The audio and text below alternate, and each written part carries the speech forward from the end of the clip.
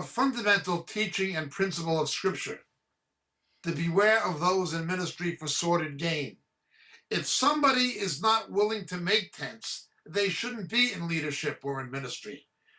Now, if the ministry is so blessed by God or grows to the point where you need someone or someone's full time, by all means, that is entirely scriptural to have people in full-time ministry. But this is a general principle. We should all be willing to make tents. Peter even continued fishing after the resurrection. Paul continued making tents. I continued working in the secular world. I worked 6 days a week filling prescriptions in Israel when I began in the ministry. Tim Worth has a job in the secular media. Except for our missionaries in the third world and in the Middle East and so forth, Africa and Asia, except for our missionaries, almost all of the Moriel people are tent makers. They're all volunteers. Nearly all have secular jobs, except, of course, the people who take care of orphans full-time and things like that, which is a full-time job. If someone is not willing to make tents, they're not candidates to be in ministry anyway. We do it because God has called us to it, not for a living. Now, if it grows, God so provides and God so leads, and you need people full-time, that's perfectly scriptural. But be careful of people who go into the ministry for a job. Be careful of people who are like that. Thank you for your question. My name is Jacob Prasch.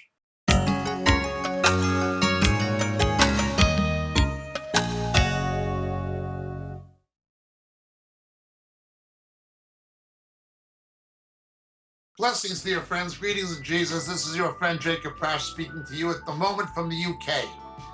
You know, so many of the questions we get in our Roku broadcast and on our Vimeo clips and on YouTube deal with subjects that we deal with much more extensively in our books. We can't, for the sake of brevity, go into the kind of depth in a TV broadcast we can actually go into in a book.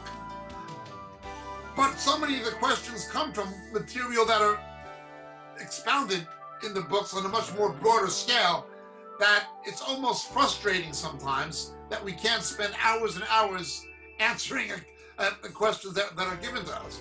Obviously, practicality dictates that's not a possibility. The books are there. They're available. They're available in print through the Moriel catalog on the Moriel website, moriel.org. But in this day of Kindle and electronic books, they're also available through Amazon and they're available through Kindle. The 3 books that would be the most referred to in the questions we receive are the 3 latest books. The first being The Dilemma of Laodicea. The Dilemma of Laodicea.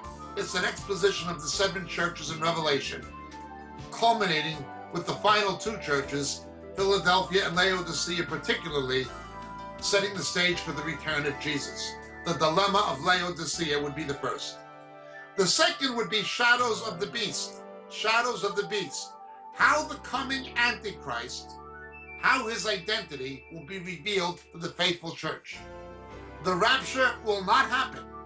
Will not happen, absolutely not happen, until the faithful church knows who the ultimate beast of Revelation is. That is the Antichrist and also the false prophet. How the identity of the coming Antichrist will be revealed to the faithful church. Shadows of the Beast, the second book. And the final and latest one, Harpazo. Harpazo.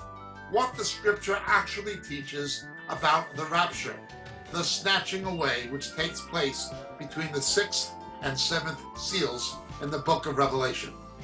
So these 3 books, The Dilemma of Laodicea, Shadows of the Beast, and Harpazo, all available in the Moriel catalog, all available through Amazon, and all easily available electronically by Kindle. Thank you so much, dear friends. God bless. May Jesus be with you.